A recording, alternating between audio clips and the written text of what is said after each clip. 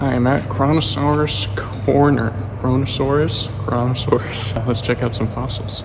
This is Bob. Bob says hi. Bob is only a partial fossil. Not all the bones were found. As you can see, they estimated it's probably 7 meters in length.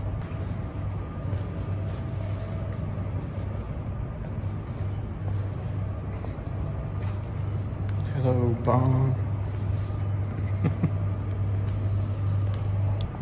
So many cool fossils.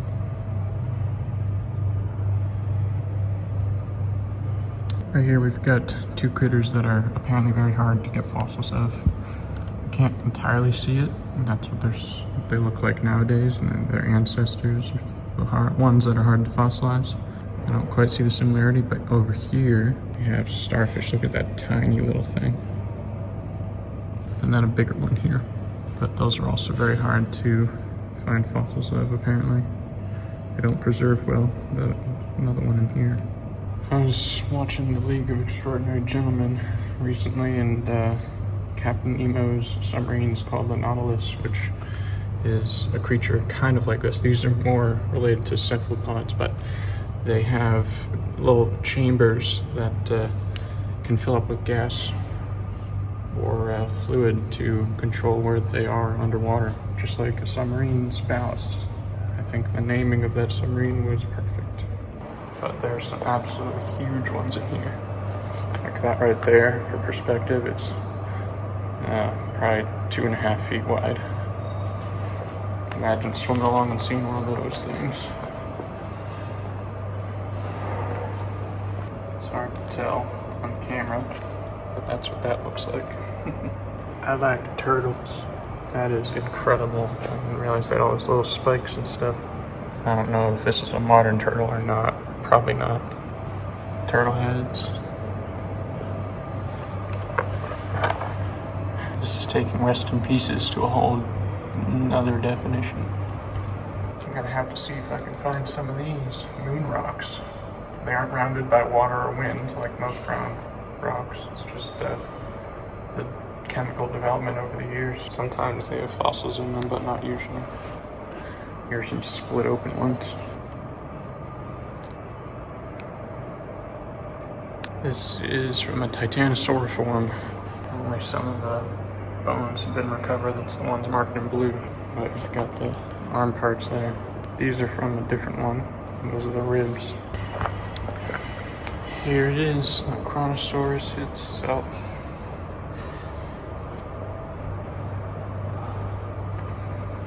Could get up to 11 meters long. That's a big fish. Well, it's a reptile, of course, but it is possible that it ate sharks. I've probably been told this story before about Kronos. That's what this fearsome creature's named after. I guess he had kids with his sister and then ate most of them, except Zeus, because his sister, who is also his wife, mixed it up for a rock. And then Zeus freed all his siblings from his father's stomach. Man, what were the Greeks on? That's just trippy. Right here we have the best preserved Kronosaurus mandible, lower jaw ever to be found.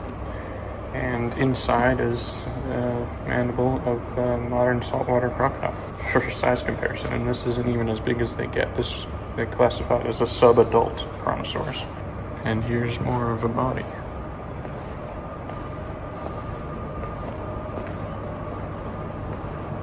This ferocious creature is an elasmosaurid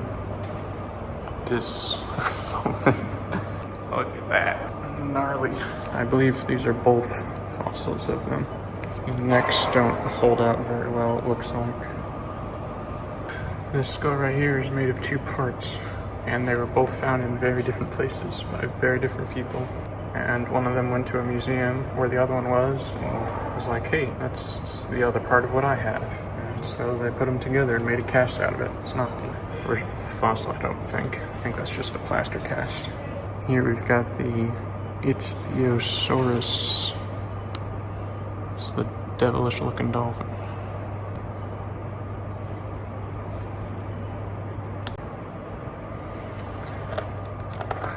See where the arrow is pointing? make out the outline of a baby Ichthyosaurus that was still in the womb when the mother died.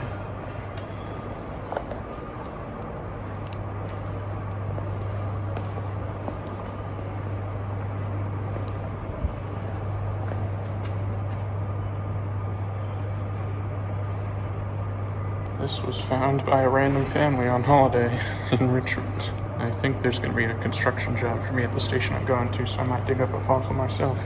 Who knows? This here is petrified wood. Pretty sure. Looks cool. And it's got shipworms in it. I think that's what makes the markings. Apparently Columbus had to abandon 2 of his ships because of the shipworms, which are not worms, they're actually clams, very modified clams. Looks like they also do a lot of damage to wharf pilings and stuff. We got lots of fish fossils here. Ooh, you're one ugly motherfucker. Oh, you're ugly too. They're all so ugly.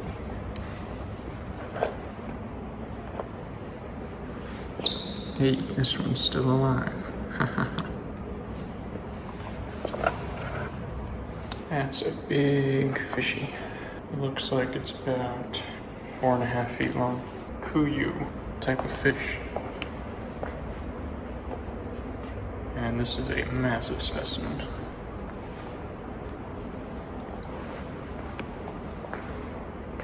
This is Stinky. It is a mummified fish, not a fossilized fish, and I'm pretty sure I can smell it. I smell something different over here, even though it's in a sealed glass case. I just realized there's a fluid on the ground of some sort. Maybe that's what it smells. These are chimeroids, and they have the largest dorsal fin spines. And Kronosaurus Korner has the largest fin spines in the world on display. Like, that's over 1 foot long. And look at the size of these things compared to a human. And right up there at the top, that's where the spike is. This museum also has an active fossil lab. It's not accessible by the public, but very cool nonetheless. Shark teeth are the most abundant fossil ever found. They're everywhere. Reason being, sharks generally go through 20,000 teeth in a lifetime. Because as soon as one falls out, another one just slides in place. And so you get teeth washing up all over the place. And in this corner, we have fossilized poop. Cool. I don't know who looked at these rocks and decided that was poop, but whatever, good on them. That's more believable. Here we have another Kuyu fish. I think it might be slightly smaller than the other one. And this is all shark food.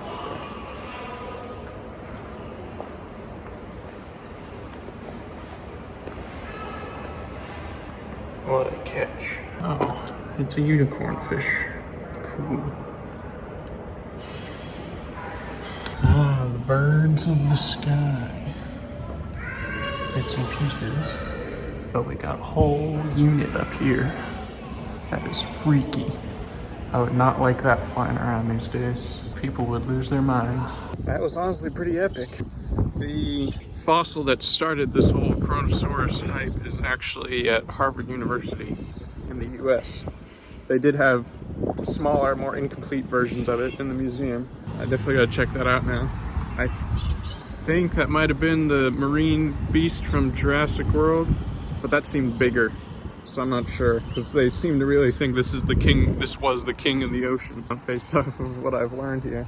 The road is still pretty wet between here and the station I'm headed to. I was just talking to the lady here at the museum. Now I'm inspired to look for fossils while I'm there. She said there was one found there not too long ago. One thing that was surprising in this museum is most of the fossils have been found since 2000. There weren't very many old ones.